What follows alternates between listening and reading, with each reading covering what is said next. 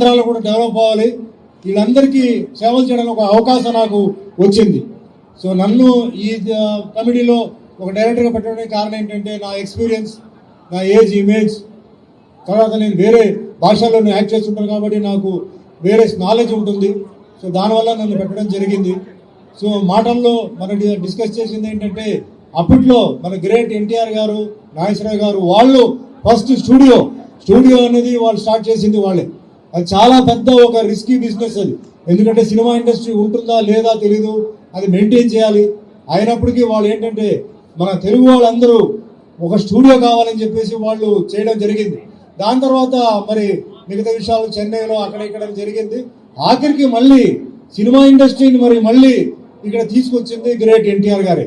అంటే తెలుగు వాళ్ళందరూ ఇక్కడ మన తెలుగు రాష్ట్రంలో ఉండాలి, వాళ్ళు బయట ఊర్లో పనిచేయకూడదు, అందరూ ఇక్కడే ఉండాలని చెప్పి తీసుకొచ్చారు. సరే తర్వాత రకరకమైన మార్పులు, కొంచెం అప్స్ అండ్ డౌన్స్ అవన్నీ ఉంది. కానీ ఈరోజు హైదరాబాద్ అంటే ఫిలిం అంటే ఇండస్ట్రీ అంటే వరల్డ్లో తీసుకుంటే కూడా హైదరాబాద్ అనేది అది ఒక సెపరేట్ హబ్ కింద అయిపోయింది. అదే మాదిరిగా మనకి అమరావతి ఆ విధంగా జరగాలని చెప్పేసి మన ప్రియతమైన ముఖ్యమంత్రి గారు చంద్రబాబు నాయుడు గారు చెయ్యాలని చెప్పి నిర్ణయించుకున్నారు.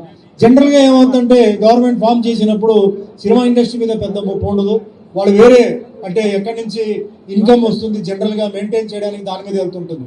కానీ చేతులెత్తి నమస్కారం చేస్తున్నాం చంద్రబాబు నాయుడు గారికి, పవన్ కళ్యాణ్ గారికి.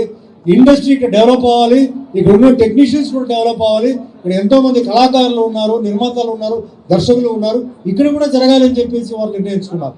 సో చాలా విషయాలు నేను బాలయ్య బాబు గారు ఈరోజు మార్నింగ్ వస్తున్నప్పుడు డెవలప్మెంట్ గురించి మాట్లాడారు. అయితే ముఖ్యమైన విషయం దీంట్లో మాట్లాడింది ఏంటంటే సినిమా ఇండస్ట్రీ ఇట్లా తిరుగుతుందంటే దానికి కారణం డిస్ట్రిబ్యూటర్. ఒక డిస్ట్రిబ్యూటర్ చాలా రిస్క్తో సినిమా కొంటున్నారు. సినిమా ఆడితే ఓకే, సినిమా ఆడకపోతే పాపం ఎక్కడో పైన ఉన్నవాళ్ళు రోడ్డు మీద వస్తున్నారు.